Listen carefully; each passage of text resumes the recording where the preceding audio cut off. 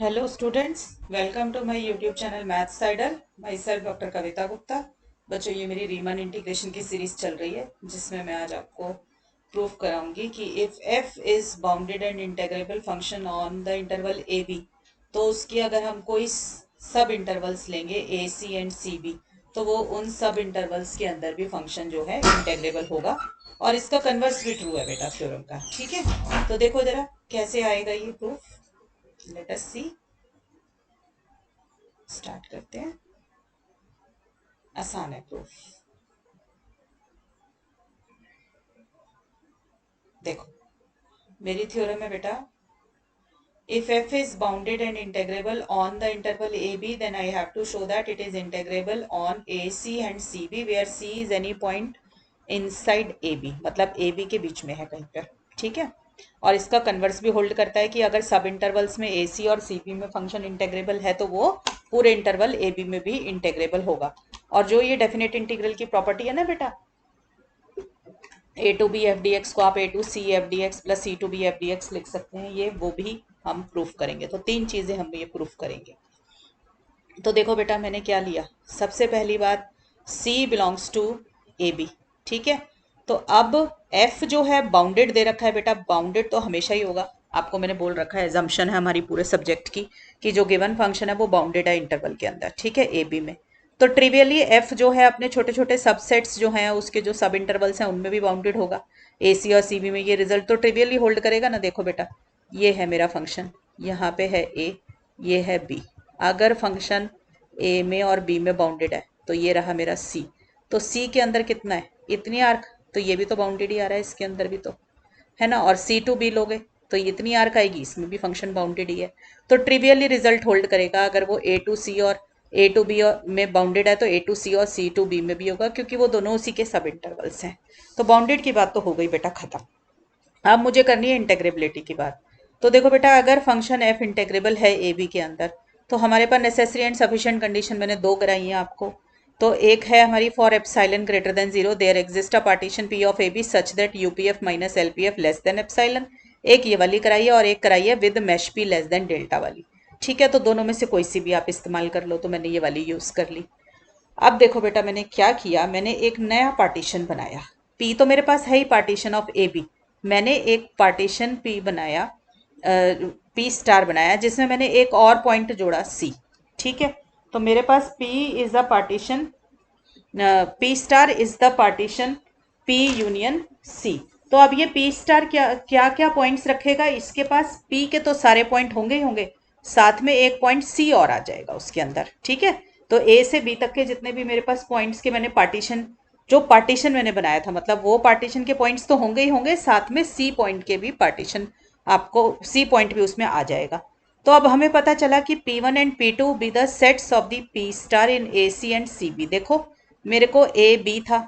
अब मैंने इसमें, ये तो मुझे पता है कि सी जो है ए बी, ए और बी के बीच में कहीं पर है। ठीक है, तो मैंने जो पार्टीशन मैंने बनाया उसके अंदर मैंने ये सी पॉइंट एक्स्ट्रा ऐड किया। तो मेरे को ए से सी का जो सेट मिला वो P1 मैंने मान लिया, और सी से बी तक का जो सेट मिला वो मैंने मान लिया P2। ठीक है, तो मेरे P1 क्या बन गया, पार्टीशन ऑफ ए सी बन गया, और सी टू बी ये बन गया मेरा पार्टीशन ऑफ सी बी। देखो बेटा, जब मैंने, सपोज कर लीजिए मेरे पास P था पार्टीशन, मेरा इंटरवल ए बी जो है सपोज कर लो वो 1 से 5 तक था। ठीक है ना, तो मैंने इसका पार्टीशन बनाया 1, फिर 2, 2.5, सपोज 3, 4 और 5, ऐसे बना रखा था। अब मैंने कहा इसके अंदर मैंने सपोज ये यहाँ पे ना 2.5 के बाद 4 ले लो डायरेक्ट। ठीक है, ऐसे ले लो, राइट। ये मैंने एक पार्टीशन बना रखा था ए बी का। अब मैंने इसमें सी पॉइंट सपोज कर लो मेरा 3 है, तो मैंने पी स्टार क्या बना लिया कि इसी के अंदर मैंने अब 3 को भी जोड़ दिया। ठीक है ना, ये मेरा पी स्टार हुआ कि जो पॉइंट मेरा C3 था वो भी मैंने इसमें जोड़ दिया। तो अब क्या होगा, 1 से लेके 3 तक के पॉइंट्स को मैंने P1 माना, और इससे C से B तक के पॉइंट्स को मैंने P2 माना। तो P1 तो मेरा पार्टीशन बन गया 1 से 3 तक का, और P2 पार्टीशन बन गया 3 से 5 तक का। क्लियर हो गई बच्चों बात। इसी को मैंने यहाँ पे एग्जाम्पल से समझाया, इसको मैं यहाँ पर मेन थ्योरम के अंदर लिख रही हूँ। ठीक है ना बेटा, तो मेरा पार्टीशन ए बी जो है उसके दो हिस्से कर दिए मैंने, P1 यूनियन P2 कर दिया, उसके तो मेरे पास दोनों के पार्टीशन निकल आए, ए टू सी और सी टू बी का। ठीक है, इससे मुझे क्या मिला, देखो ये देखो। अब मेरे को ये भी पता है कि पी स्टार क्या चीज़ है मेरी, P1 यूनियन P2, क्योंकि P1 यूनियन P2 में सारे पॉइंट्स मेरे कवर हो रहे थे, मैंने ऊपर एग्जाम्पल से भी समझाया।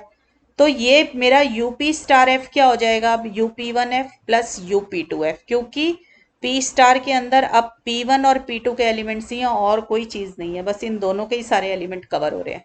तो यूपी स्टार एफ क्या हो जाएगा, UP1F प्लस UP2F, और LP स्टार एफ हो जाएगा LP1F प्लस LP2F, क्योंकि मैंने इसमें सारे पॉइंट्स कवर कर लिए। ठीक है, मैंने दोनों को माइनस कर दिया, इन दोनों इक्वेशन को, तो मेरे पास क्या आया, UP star F minus LP star F.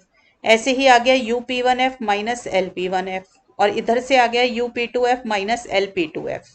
ठीक है, अब देखो बेटा, मेरे पास P स्टार क्या चीज़ थी, P यूनियन C, मतलब जो मैंने ऊपर अभी आपको एक P क्रिएट करके दिखाया था, उसमें मैंने एक और पॉइंट जोड़ा था ना C। तो इससे मुझे क्या पता चला कि P स्टार बड़ा है और P छोटा है। आपको पता है कि यूनियन वाला जो सेट होता है वो बड़ा सेट होता है।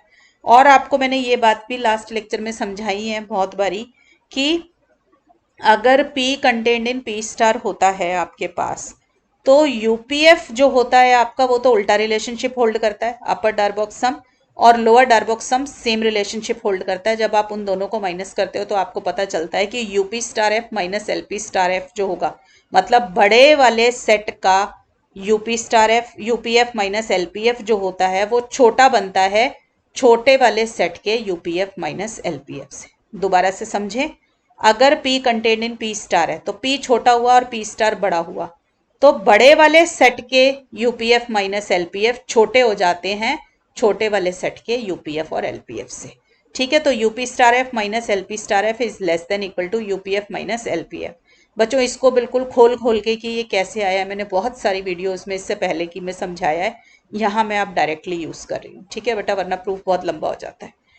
अब देखो फ्रॉम 1 2 एंड 3, देखो UP star F minus LP star F मेरा ऊपर देखो जरा किसके बराबर था, ये देखो 1 में क्या है मेरे पास, UPF minus LPF less than epsilon 1 में है, और मेरे पास 2 में क्या है, ये देखो दिस इज माई 2। तो UP star F minus LP star F मेरा इसके बराबर है, तो मैंने सिर्फ सेकंड से ये वाली राइट साइड उठाई है बस। UP1F माइनस LP1F ये रहा, UP2F माइनस LP2F ये रहा। ठीक है, ये किसके बराबर है, UP star F minus LP star F, और UP star F minus LP star F क्या है, less than equal to UPF minus LPF है, और 1 ने मुझे बताया कि ये लेस देन एप्सिलॉन है, तो ये रकम मेरी पूरी लेस देन एप्सिलॉन आ गई। ठीक है, अब देखो बेटा, ये एक ब्रैकेट है UPF माइनस LP वाली, और ये दूसरी ब्रैकेट है। आपको पता है कि हर upper Darboux sum lower Darboux sum से हमेशा बड़ा होता है। ठीक है ना, upper Darboux sum is always greater than the lower Darboux sum irrespective of the partitions. ठीक है, कि कौन सा पार्टीशन है, तो UP1F minus LP1F greater than 0 होगा, UP2F माइनस LP2F ये भी ग्रेटर देन 0 होगा। अब sum of two positive numbers is less than epsilon. What does it mean? It means that each number is less than epsilon. तो मेरे पास आ गया कि हर bracket less than epsilon होगी, तो मैंने लिख दिया UP1F minus LP1F less than epsilon और UP2F minus LP2F less than epsilon, ये मेरे पास आ गया। तो अब मुझे ये कैसे मिला, इसका मतलब देखो P1 क्या चीज थी, पार्टीशन ऑफ AC, P2 क्या था, पार्टीशन ऑफ CB, और फंक्शन क्या है F। तो मेरा जब भी ये necessary and sufficient condition satisfy होती है तो मुझे क्या पता चला कि F is integrable on AC, because AC किसका पार्टीशन था, P1 किसका पार्टीशन था, AC का। तो जिस भी इंटरवल का पार्टीशन आता है उस इंटरवल के अंदर फंक्शन इंटेग्रेबल हो जाता है, तो मैं बोलूंगी F is integrable on AC। अब देखो UP2F, P2 किसका पार्टीशन है, CB का, तो F किस में इंटेग्रेबल हो गया, CB के अंदर हो गया। ठीक है, तो मुझे यही प्रूफ करना था कि अगर बड़े इंटरवल के अंदर फंक्शन इंटेग्रेबल है तो छोटे छोटे में भी होगा, तो A to C और C to B में भी हो गया। अब कन्वर्स करेंगे कि अगर AC और CB में है तो AB में भी होल्ड करेगा, बिल्कुल सेम तरीके से हो जाएगा बेटा। देखो अगर F बाउंडेड है AC में और F बाउंडेड है CB में, तो F पूरे फंक्शन में भी बाउंडेड होगा, पूरे इंटरवल में बाउंडेड होगा। देखो जरा, ये रहा A, ये रहा B, ये रहा C, ये पूरा AB। देखो A to C इतना हिस्सा, बस इतना, इसमें भी बाउंड है, और C2B इतना हिस्सा, इसमें भी बाउंड्स एग्जिस्ट करते हैं, मतलब अपर बाउंड्री और लोअर बाउंड्री, और नीचे वाले में भी अपर बाउंड्री और लोअर बाउंड्री मिल रही है। तो पूरे फंक्शन को बाउंड्री मिल गई ना, जब अपर बाउंड्री भी मिल गई, लोअर बाउंड्री भी मिल गई, तो फंक्शन पूरे इंटरवल में बाउंडेड हो गया। तो बाउंडेड की बात तो हो गई बेटा मेरी खत्म। अब मुझे करनी है इंटेग्रेबिलिटी की बात। सेम तरीके से करना है, बिल्कुल जैसे आपने ऊपर किया था, कि अगर फंक्शन AC में इंटेग्रेबल है तो UPF minus LPF AC interval का लिख दो। तो हमारे को AC के हिसाब से एक पार्टीशन मिल गया P1, तो मेरा हो गया UP1F minus LP1F less than epsilon bye 2। और क्योंकि फंक्शन जो है इंटेग्रेबल है C2B में, तो C2B का भी एक पार्टीशन एग्जिस्ट करेगा, और मेरा नेसेसरी कंडीशन और सफिशिएंट कंडीशन उसमें भी होल्ड करेगी, UP2F minus LP2F less than epsilon bye 2। ठीक है बेटा, जो इंटरवल होगा उसी का पार्टीशन लगेगा, और जिस फंक्शन का इंटरवल होगा वही, जिस फंक्शन की बात हो रही है वो फंक्शन लिख देंगे। नेसेसरी कंडीशन हमने लगा दी। ठीक है, अब मैंने क्या किया, दो पार्टीशन मिल गए ना मुझे, P1 और P2, मैंने दोनों का यूनियन ले लिया। तो मेरे को P एक पार्टीशन किसका मिल गया, दोनों का यूनियन ले। देखो P1 पार्टीशन है AC का, और P2 पार्टीशन है CB का। दोनों के पॉइंट्स इकट्ठे हो गए तो पार्टीशन किसका बन गया, AB का। तो P becomes the partition of F on AB। अब देखो फिर से वही चीज कि P पार्टीशन था P1 यूनियन P2 का। देखो बेटा ये सारे पॉइंट्स कवर कर लेता है, A से C तक के पॉइंट्स कवर किए P1 ने, C से B तक के पॉइंट कवर किए P2 ने, और P के पास है टोटल A से B तक के। तो UPF is equal to UP1F plus UP2F आ जाएगा। सेम रिजल्ट L का भी आ जाएगा आपके पास, लोअर डार बॉक्स सम का। अब आप कंसीडर कीजिए, मेरे पास था UPF माइनस LPF, इसको मैंने, ये दोनों जो चीजें हैं, जो ये मेरी दोनों इक्वेशन लिखी है, इन दोनों को सब्ट्रैक्ट कर दिया, तो यही आ जाएगा मेरे पास सब्ट्रैक्ट करके। अभी ऊपर मैंने लिखा कि फंक्शन जो था AC इंटरवल में इंटेग्रेबल है, और AC का पार्टीशन मैंने P1 लिया था, तो UP1F minus LP1F less than epsilon bye 2 आया। ऐसे ही P2 पार्टीशन मैंने CB इंटरवल का लिया था, तो उसके अंदर भी लेस देन एप्सिलॉन बाय 2 आ गया था। तो दोनों को ऐड कर दिया तो मेरे पास क्या आ गया, एप्सिलॉन। फिर से नेसेसरी और सफिशिएंट कंडीशन होल्ड कर गई आपकी, UPF minus LPF less than epsilon. अब कैसे पता चलेगा कि ये इंटेग्रेबल कहाँ पे आया, देखो फंक्शन लिखा है f, तो इसका मतलब I am talking about the integrability of f, और p लिखा हुआ है। अब p जिस भी इंटरवल का पार्टीशन होगा उसी इंटरवल के अंदर फंक्शन इंटेग्रेबल हो जाएगा। तो p पार्टीशन किसका है, इंटरवल AB का, तो f इंटेग्रेबल हो गया इंटरवल AB के अंदर। क्लियर हो गया बच्चों। तो दोनों बहुत ही आसान थ्योरम थी ये वाली हमारी। ठीक है, अब आ जाइए, now we will show this कि A टू B FDX जो है, बीच में अगर कोई पॉइंट डाल दो तो उसमें ब्रेक हो जाता है, A टू C FDX और C टू B FDX। अब बेटा हमें प्रॉपर्टी यूज करनी पड़ेगी इन्फीम वगैरह की। देखो ये प्रॉपर्टी मैंने यहाँ लिख दी है कि अगर A और B कोई दो फंक्शन है और C उनका सम है, C is equal to sum of the two function A और B, तो अगर मैं दोनों साइड पे इन्फीमम लूंगी तो infimum of sum is always greater than equal to infimum of individual functions. तो infimum C is greater than equal to infimum A and infimum B।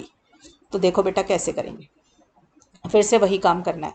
मेरे पास तीन चीज़ें हैं, AC CB और AB। तो मैंने AC लिया, उसका पार्टीशन P1, CB लिया, उसका पार्टीशन P2। अब AB का पार्टीशन बनाना है तो P1 यूनियन P2 ले लिया। सेम जैसे ऊपर रिजल्ट लिया था हमने कि इनका अपर डारबॉक्स सम जो होगा वो भी यही रिलेशनशिप होल्ड करेगा। ठीक है, अब क्या करो, अपर डारबॉक्स सम की ये जहाँ मेरी पेंसिल है इसके ऊपर ना take infimum on both the sides. तो अब देखो ये क्या है, सम है, ठीक है, और ये दोनों इंडिविजुअल फंक्शंस है। तो जब दोनों का इन्फीमम लूंगी तो इधर भी इन्फीमम लिखा, इधर भी इन्फीमम और इधर भी इन्फीमम। ये ऊपर जो प्रॉपर्टी लिखी है infimum C is greater than equal to infimum A plus infimum B, तो ये क्या आ जाएगा, ग्रेटर का साइन आ जाएगा। तो मैंने ग्रेटर का साइन लगा दिया। अब देखो, अब आपको याद होनी चाहिए डेफिनेशन कि इन्फीमम ऑफ अपर डारबॉक्स सम क्या होता है, अपर डारबॉक्स इंटेग्रल। तो मैंने यहाँ पे लिख दिया अपर डारबॉक्स इंटेग्रेबल, अपर डारबॉक्स इंटीग्रल। अपर डारबॉक्स इंटीग्रल है इसीलिए अपर लिमिट के ऊपर मैंने बार लगा दिया। किसका अपर डारबॉक्स इंटीग्रल आएगा, जो फंक्शन है, फंक्शन क्या है मेरा f, तो f आ गया। और क्यों मैंने A टू B लिखा, क्योंकि P जो पार्टीशन है वो किसका पार्टीशन है, AB इंटरवल का, इसलिए यहाँ पर A टू B आया है। क्लियर। अब इधर आ जाओ, देखो इधर से देखो, यहाँ पे है इन्फीमम ऑफ UP1F। अब ध्यान से देखना बेटा, इन्फीमम ऑफ अपर डारबॉक्स सम है इसलिए हमारा अपर रीमान इंटीग्रल बनेगा। अपर बनेगा इसलिए हम जो बार लगाएंगे वो अपर लिमिट के ऊपर लगाएंगे। अब यहाँ पे आएगा क्या, फंक्शन, क्योंकि ये UP1F है तो फंक्शन तो f आएगा। अब P1 किसका पार्टीशन था, AC का, तो P1 अगर AC का पार्टीशन है तो लिमिट क्या बनेगी, A टू C लिमिट बन जाएंगी। ठीक है, ऐसे ही आगे देखो U P2F है मेरे पास, तो मेरा P2 जो है वो किसका पार्टीशन है? P2 मेरा पार्टीशन है CB का, ठीक है ना। ये देखो P2 पार्टीशन है CB इंटरवल का, और ये पार्टीशन था AC का, और P पार्टीशन था AB का। जिसका पार्टीशन होगा लिमिट वही बनाएगा अपर लिमिट और लोअर लिमिट। तो अब मेरा P2 पार्टीशन है CB का, तो मेरी लिमिट बनी C to B। क्योंकि मैं इन्फीमम ले रही हूँ अपर डार्बॉक्स सम का, तो ये होता है अपर डार्बॉक्स इंटीग्रल, इसलिए ऊपर की तरफ बार आ गया। क्योंकि फंक्शन मेरा एफ है तो इसलिए एफ डी एक्स आ गया। तो मेरा बेटा ये रिलेशनशिप होल्ड कर गया। अब मुझे ये पता है कि मेरा एफ इंटेग्रेबल है दोनों इंटरवल में, ए सी में भी, सी बी में भी और ए बी में भी। ये तो मैंने अभी अभी ऊपर प्रूफ किया, कन्वर्स भी प्रूफ किया और दोनों चीजें प्रूफ करी। अगर फंक्शन इंटेग्रेबल होता है तो अपर रीमान इंटीग्रल या upper Darboux integral lower Darboux integral के बराबर होता है, and is equal to the integral of the function in that integral. तो इसका मतलब ये जहां मेरी पेंसिल है बच्चों, ये जो मैंने लिखा हुआ है इसके ऊपर से मैं बार हटा सकती हूँ, क्योंकि फंक्शन हर जगह पे इंटीग्रल है, इंटेग्रेबल है। तो मैंने इन सब के ऊपर से बार को हटा दिया, तो मेरे पास ये रिलेशनशिप निकल कर आ गया। अब मेरे पास ग्रेटर का सिंबल आया। अब मेरे को देखो क्या करूंगी मैं, इस पूरा ये जो भी है, जो भी ये रिलेशनशिप है, it holds for all F. अगर ये ऑल एफ के लिए होल्ड कर रहा है तो ये माइनस एफ के लिए भी होल्ड कर रहा होगा।